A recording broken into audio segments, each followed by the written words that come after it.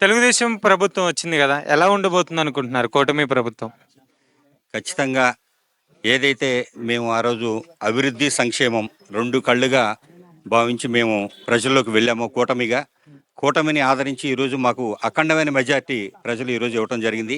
రాష్ట్రం మొత్తం దేశం మొత్తం కూడా గమనించింది. ఇదంతా కూడా ఈ మార్పుకి కారణం కూడా మొత్తం ప్రజలందరూ కూడా ముక్త కంఠంతో ఈ రాష్ట్రంలో అభివృద్ధి సంక్షేమం రెండు కళ్ళుగా చేయాలి అంటే ఇది ఒక నారా చంద్రబాబు నాయుడికి మాత్రమే సాధ్యం అని చెప్పని నమ్మారు. కాబట్టి మాకు 164 సీట్లు క్లీన్ మెజారిటీ అనేది మాకు ఈరోజు కూటమికి ఇవ్వడం జరిగింది. సార్, జగన్మోహన్ రెడ్డి గారు ఓడిపోవడం కారణం ఏంటి సార్? జగన్మోహన్ రెడ్డి గారు మేము కన్స్ట్రక్షన్ వేలో మేము వెళ్తా ఉంటే ఆయన పాలన ఆయన్ని నమ్మి జనం 150 సీట్లు క్లీన్ మెజార్టీ ఆయనకి ఇచ్చినప్పుడు ఆయన డే 1 నుంచి కూడా ఆయన డిస్ట్రక్షన్ వేలో వెళ్తున్నాడు. అంటే అక్కడ ప్రజావేదిక కూలగొట్టిన దగ్గర నుంచి ఒక్క అభివృద్ధి కార్యక్రమం కూడా చేయకుండా మెగా డిఎస్సి అని చెప్పేసని, సో పరిపాలన అంటే ఎలా ఉంటుందో చూపిస్తాను, ప్రజలకి నేను అమోఘమైన సేవలు అందిస్తానని చెప్పేసి ప్రజలందరూ కూడా మోసపూరిత హామీలతోటి మోసం చేసి ఒక్క పని కూడా చేయకుండా ఈరోజు జగన్మోహన్ రెడ్డి ఉన్న విధానాన్ని మొత్తం కూడా ప్రజలందరూ కూడా గమనించి ఖచ్చితంగా ఈ రాక్షసుడు ఈ యొక్క రాష్ట్రంలో ఉంటే ఖచ్చితంగా ఈ రాష్ట్రం అధోగతి పాలవుతుంది. 3 ముక్కలు ఆటాడాడు, రాష్ట్రానికి రాజధాని లేకుండా చేశాడు. సో ఏ రంగం కూడా అభివృద్ధి దశలో లేదు. కాబట్టి ఖచ్చితంగా జగన్మోహన్ రెడ్డి ఇంటికి పంపించాలని చెప్పేసి యావత్ మంది ఆంధ్రప్రదేశ్ ప్రజలందరూ కూడా భావించారు. కాబట్టి ఈరోజు మా కూటమికి అఖండమైన మెజార్టీని ఇచ్చారు. సార్, జగన్మోహన్ రెడ్డి గారు అంటున్నారు నన్ను ప్రజలు మోసం చేశారు, ప్రజలకు నేను చాలా చేశానని అంటున్నారు. నిజమా? ప్రజలు మోసం చేశారా? ఆయన ప్రజల్ని మోసం చేశాడా లేకపోతే ప్రజలు అతన్ని మోసం చేశాడా అంటే ప్రజలు అతన్ని నమ్మారు కాబట్టి ఒకసారి అవకాశం ఇవ్వమన్నాడు కాబట్టి అతనికి 150 సీట్లు ఇచ్చాడు. ఇచ్చిన తర్వాత మీకు మేము ఏం చేయాలో మేము చేస్తామని చెప్పేసి ఒక్క పని కూడా చేయకుండా ఈరోజు ప్రజలను మోసం చేసిన విధానం ఏదైతే ఉందో ప్రజలందరూ భావించారు. కాబట్టి అతన్ని తీసి పక్కన పెట్టడం జరిగింది. సార్, ఆయన సెక్యూరిటీ గార్డులు 1000 మందిగా పెట్టుకున్నాడు కాపాడడానికి.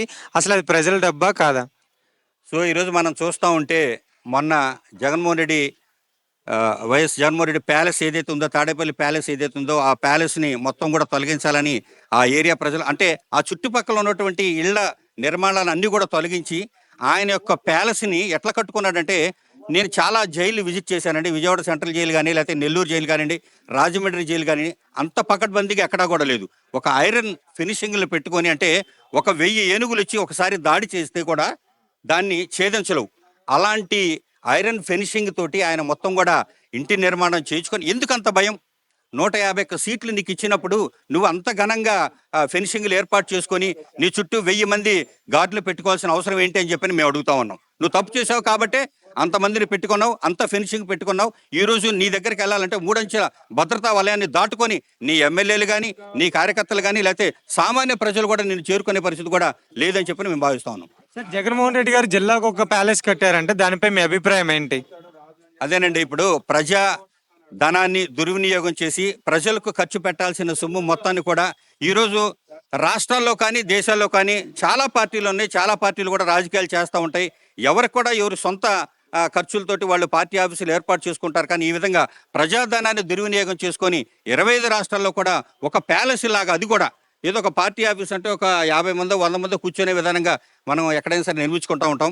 కానీ అలా కాకుండా ఒక ప్యాలెస్ లాగా ఆయన నిర్మించుకొని ఈ ప్రజాధనాన్ని మొత్తం కూడా దుర్వినియోగం చేశాడు. ఖచ్చితంగా కొన్ని కోట్ల రూపాయల స్కామ్ అయితే దీంట్లో జరిగింది. ఖచ్చితంగా దీన్ని కూడా వెలికి తీయాలని చెప్పేసి తెలుగుదేశం పార్టీగా మేము డిమాండ్ చేస్తా ఉన్నాం. సార్, వాళ్ళ కార్యకర్తలు వాళ్ళ పార్టీ ఎమ్మెల్యేలు వేరే పార్టీకి వెళ్తున్నారని చెప్పేసి తెలుస్తుంది, అది నిజమా?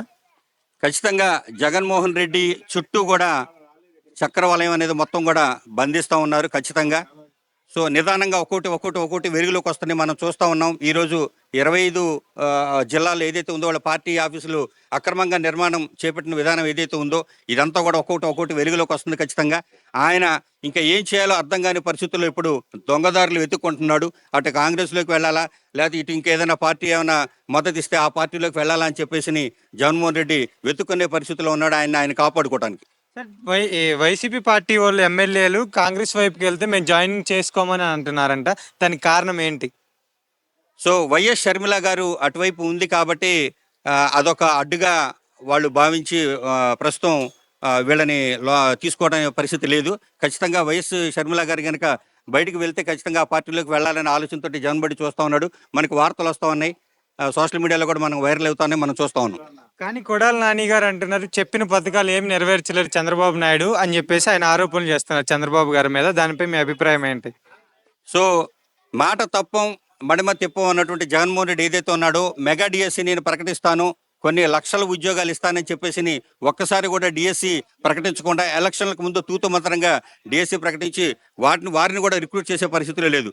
ఈ రోజు నారా చంద్రబాబు నాయుడు గారు అధికారంలోకి వచ్చిన మొదటి రోజే ఏదైతే 6 గ్యారంటీలు ఉన్నాయో 5 గ్యారంటీల మీద సంతకాలు పెట్టారు, డిఎస్సిని కూడా ప్రకటించారు. దాని మంత్రివర్గ ఆమోదం కూడా లభించింది. రేపు డిఎస్సి నోటిఫికేషన్ కూడా రిలీజ్ చేయబోతా ఉన్నారు.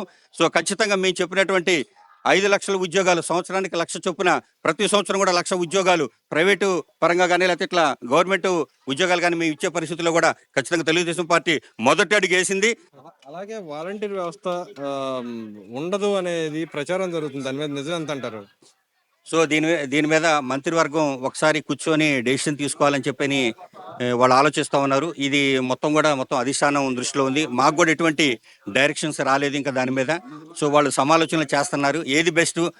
సో త్రూ గవర్నమెంట్ వైపు నుంచి మనం చేయాలా లేకపోతే వాలంటీర్ వ్యవస్థను కంటిన్యూ చేయాలని చెప్పేసి మొత్తం కూడా మళ్ళొకసారి మంత్రివర్గం కూర్చొని డిస్కస్ చేసుకునే దిశగా వాళ్ళంతా కూడా తెలుగుదేశం పార్టీ ప్రభుత్వం అనేది ఈరోజు కూటమిగా నిర్ణయం తీసుకోవడానికి వాళ్ళంతా కూడా సన్నాహం చేస్తున్నారు.